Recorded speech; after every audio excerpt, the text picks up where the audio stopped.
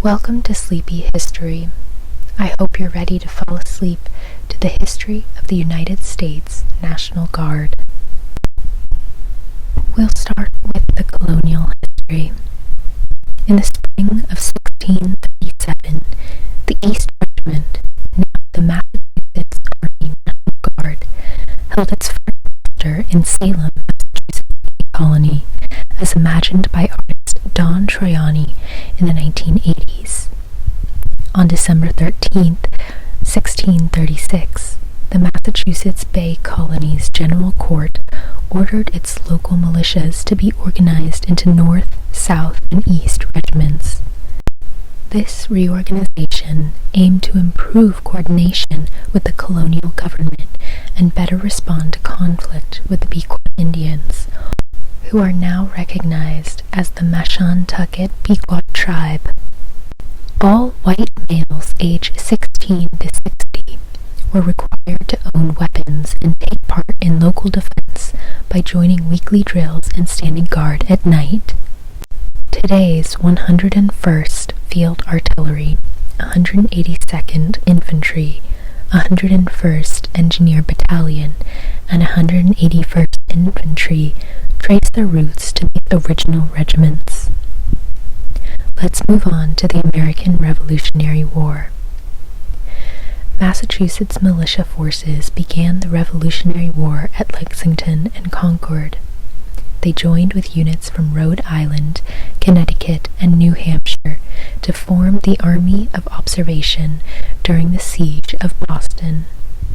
On July 3, 1775, General George Washington took command of this force, which became the Continental Army, the origin of today's U.S. Army. Throughout the war, militia units were called up as needed and fought in most battles. Continuing on to the 19th century.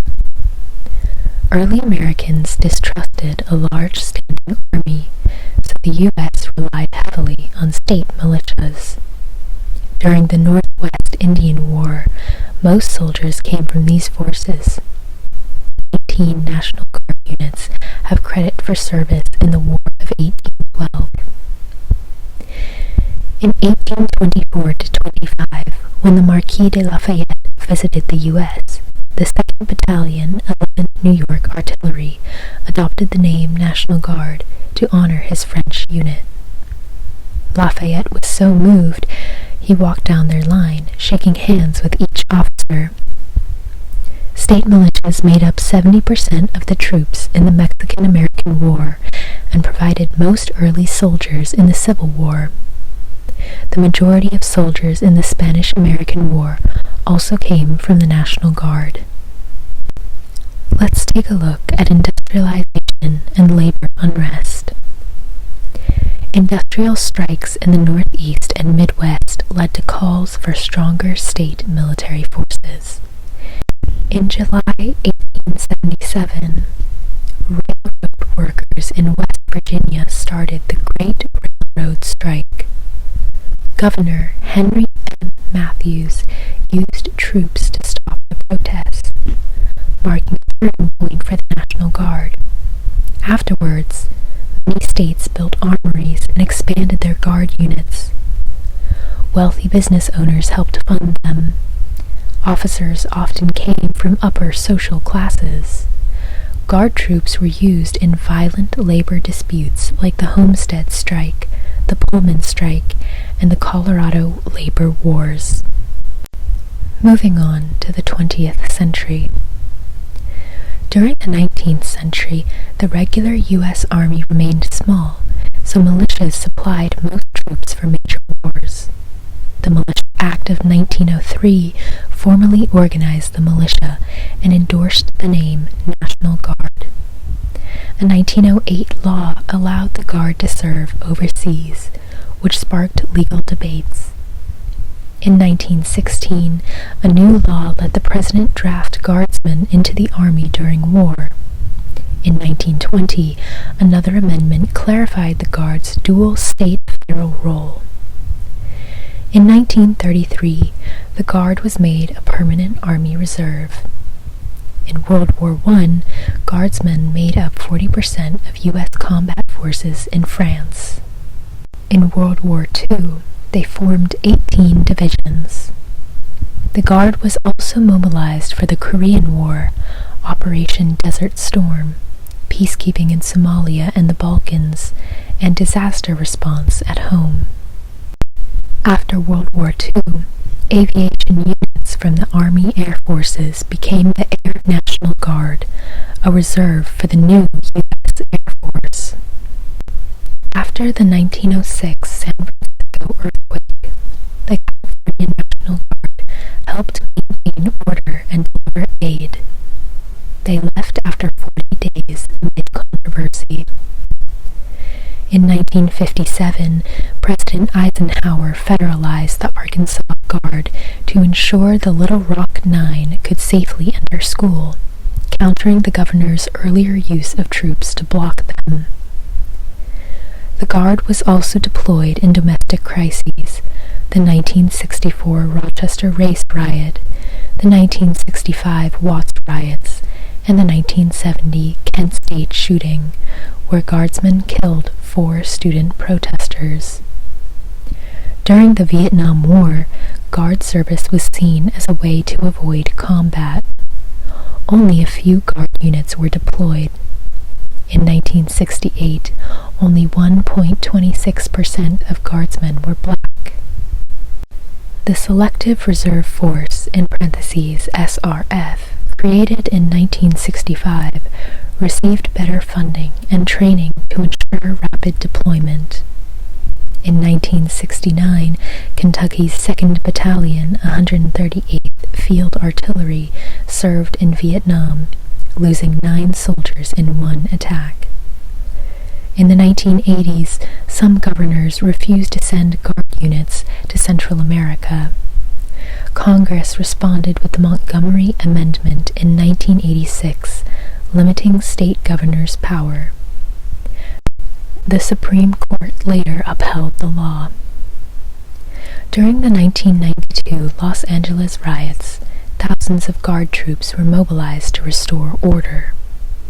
In the 1993 Waco siege, Alabama and Texas Guard units assisted federal agencies with logistics, surveillance, and training support, not direct combat. After the Cold War, the National Guard was reduced from 10 to 8 divisions. 15 enhanced brigades were created to support active duty forces within 90 days of mobilization. Let's discuss the Guard in the 21st century.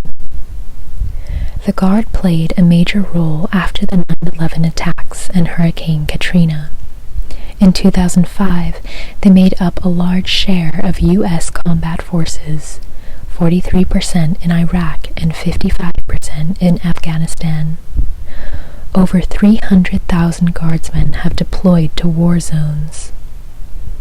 In early 2007, Guard troops helped with rescue and relief during severe U.S. blizzards. That same year, new deployment rules limited Guard deployments to 1 year every 5 years. By 2007, National Guard and Reserve troops made up 28% of deployed U.S. forces. In 2012, military leaders proposed increasing annual drill time to 7 weeks.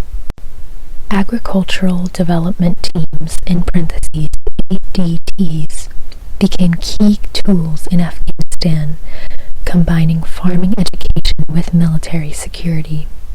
They taught modern agriculture, improved local economies, and built trust between Afghans and the U.S. These teams worked with U.S. agencies like USAID and helped foster long-term development. In some areas, word spread about the benefits of ADTs, further building goodwill. In stable provinces like Nangarhar, ADTs contributed to better farming, education, and infrastructure. The province was declared poppy-free in 2007 and welcomed over 100,000 returning Afghans. In 2006, Congress debated letting the president activate the Guard without state approval. After pushback, a compromise allowed activation during national emergencies only. This authority was repealed the next year. In 2020, the Guard logged 11 million man-days helping with COVID-19, natural disasters, and civil unrest, the highest since World War II. In June 2025, President Trump federalized 2,000 California National Guard troops to respond to the ICE raid protests in Los Angeles. According to a variety of sources, only 300 of these troops responded in person. This is a developing story. Please stay safe and enjoy your night. Sleep well.